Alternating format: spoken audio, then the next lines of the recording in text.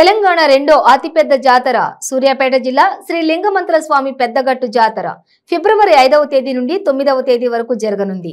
జాతరకు సంబంధించిన ఏర్పాట్లపై మంత్రి జగదీష్ రెడ్డి అధికారులతో సమీక్షా సమావేశం నిర్వహించారు. ఈ సమీక్షా సమావేశంలో జిల్లా కలెక్టర్తో పాటు వివిధ శాఖల అధికారులు పాల్గొన్నారు.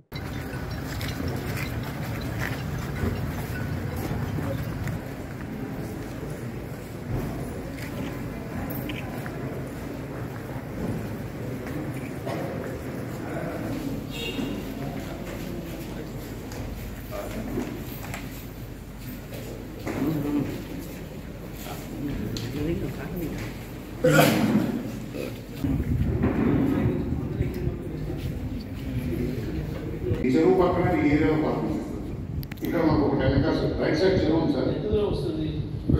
Very near to sir. కట్టుగా ఎంత హాఫ్ కిలోమీటర్ రేడియస్ ఒక హాఫ్ కిలోమీటర్ సార్. ఇప్పుడు రెండు మేజర్ డెసిషన్ తీసుకున్నాం సార్. ఒకప్పుడు ఆర్టీసీ బస్ స్టాండ్ మనకు లోకల్గా ఎంప్లాయీ దగ్గర రైట్లో ఉండేది సార్. దాని కొద్ది ఇక్కడ ఈ వైన్ షాప్ బ్యాక్ సైడ్ ఒక 4 acres దాకా తీసుకోమని చెప్పారు సార్.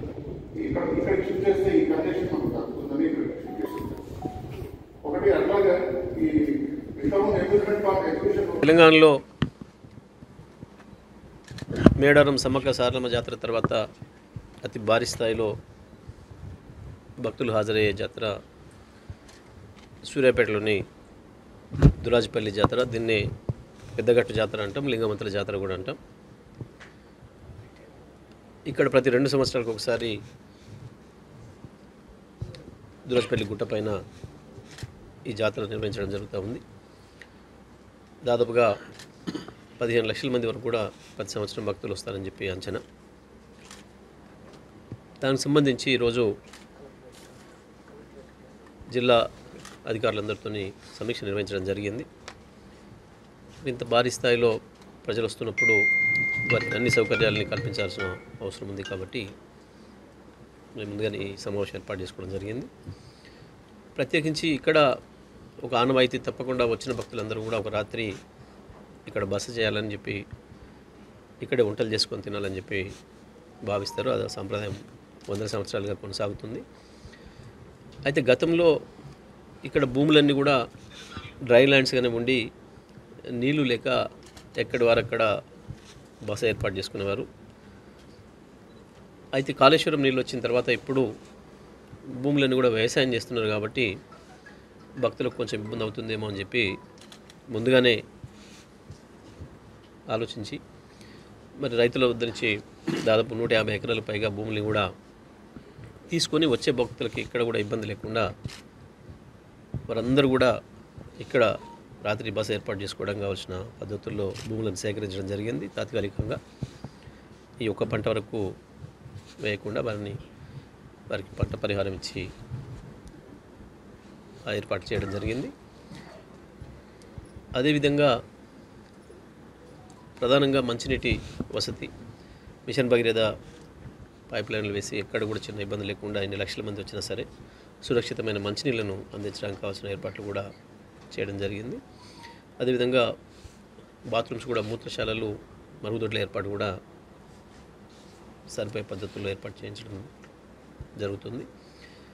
ప్రత్యేకించి ట్రాఫిక్ సమస్య లేకుండా హైవే మీద వెళ్ళే వాహనాలని దారి మళ్లించడానికి కావాల్సిన ప్రత్యామ్నాయ ఏర్పాట్లను కూడా చూడాలని చెప్పి పోలీస్ శాఖ వారికి ఆదేశించడం జరిగింది. అన్ని స్థాయిలో రక్షణ చర్యలు తీసుకోవడానికి సీసీ కెమెరాల ఏర్పాట్లు, పూర్తి స్థాయిలో విద్యుత్ లైట్ల ఏర్పాట్లు, అన్ని రకాల కిషన్ రెడ్డి, బండి సంజయ్ల మాటల్ని తెలంగాణ ప్రజలు నమ్మే పరిస్థితుల్లో లేరు. వారి మాటలు చూసి నవ్వుకునే పరిస్థితుల్లో ఉన్నారు. భారతదేశంలో వ్యవసాయ రంగాన్ని తీసుకుపోయి మొత్తం కార్పొరేట్లకు కట్టుబెట్టాలని చెప్పి మోడీ చేస్తున్న ప్రయత్నం దేశ రైతాంగం అంతా కూడా చూసింది. వందలాది మంది రైతులు ఈ దుర్మార్గాన్ని ఆపడం కొరకు వాళ్ళ ప్రాణాలని దారవలసిన సంగతి కూడా మనకు తెలుసు. సంవత్సరం పైగా రైతాంగం ఎండ వాన చలి లెక్క చేయకుండా ఎముకలు ఉరికే చలిలో రోడ్లపైన ఉండి వందలాది మంది మరణిస్తుంటే కూడా చూడనట్టుగానే ఉండే తెలియనట్టుగా నటించిండు ప్రధానమంత్రి గారు, అందరికీ కూడా తెలుసు. చివరికి ఈ దేశంలో రైతాంగానికి క్షమాపణలు చెప్పిన మొట్టమొదటి ప్రధానమంత్రిగా కూడా రికార్డు సృష్టించిన విషయం మనకు తెలుసు. మనకి అటువంటి ప్రభుత్వం మేమేదో రైతులకు చేసినాం గొప్పగా కిషన్ రెడ్డి మాట్లాడితే, బండి సంజయ్ మాట్లాడితే ప్రజలు నమ్మడానికి సిద్ధంగా లేరు. తెలంగాణలో వ్యవసాయం ఎట్లా అద్భుతంగా వెల్లివిరుస్తుందో, కేసీఆర్ గారి నాయకత్వంలో 2014 ముందు ఏముండేనో వ్యవసాయం తెలంగాణలో ఇవాళ ఏముందో, తెలంగాణలో ఏ రైతుని అడిగినా చెప్తారు. తెలంగాణలే కాదు, పక్క రాష్ట్రాల రైతులు కూడా ఇవాళ మాకు తెలంగాణనే కావాలి, మాకు తెలంగాణ లాంటి ప్రభుత్వమే కావాలి, మాకు కేసీఆర్ నాయకత్వమే కావాలి అని చెప్పి కోరుకుంటున్నారు. అని అంటే ఎవరి పరిపాలన ఎట్లుందో ప్రజలకు తెలుసు.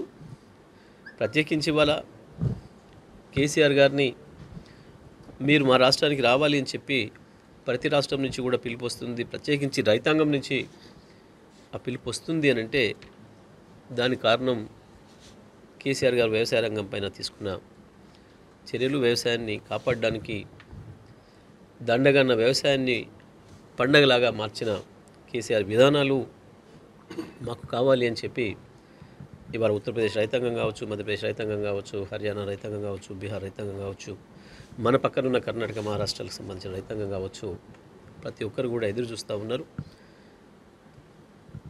ప్రజల కోరిక మేరకే, అక్కడి రైతాంగం కోరిక మేరకే ఇవాళ బీఆర్ఎస్ పార్టీని కూడా ఏర్పాటు చేయడం జరిగింది. ఇక కిషన్ రెడ్డి, బండి సంజయ్ల మాటల్ని ఎవరు పట్టించుకునే స్థితిలో లేరు. చర్యలు తీసుకోవడానికి సీసీ కెమెరాల ఏర్పాట్లు, పూర్తి స్థాయిలో విద్యుత్ లైట్ల ఏర్పాట్లు, అన్ని రకాలకు కూడా ఎక్కడ చిన్న ఇబ్బంది లేకుండా, పారిశుద్ధ్యానికి సంబంధించి కూడా ఎటువంటి లోపం లేకుండా సూర్యాపేట మున్సిపాలిటీ నుంచి అన్ని చర్యలు తీసుకోవాలని, ఎక్కడ చిన్న అంటువ్యాధులు ప్రబలే అవకాశం లేకుండా అన్ని రకాల చర్యలు తీసుకొని శానిటేషన్ కూడా ఎప్పటికప్పుడు సరైన పద్ధతిలో నిర్వహించడానికి కావాల్సిన ఏర్పాట్లు చేయాలని చెప్పి ఆదేశించడం జరిగింది. ఎన్ని లక్షల మంది వచ్చినా, 15 లక్షల మంది పైగా భక్తులు వచ్చినా సరే ఎక్కడ కూడా చిన్న ఇబ్బంది లేకుండా అన్ని వసతులు, అన్ని ఏర్పాట్లు చేయాలని చెప్పి అధికారులకు ఈరోజు సూచన చేయడం జరిగింది.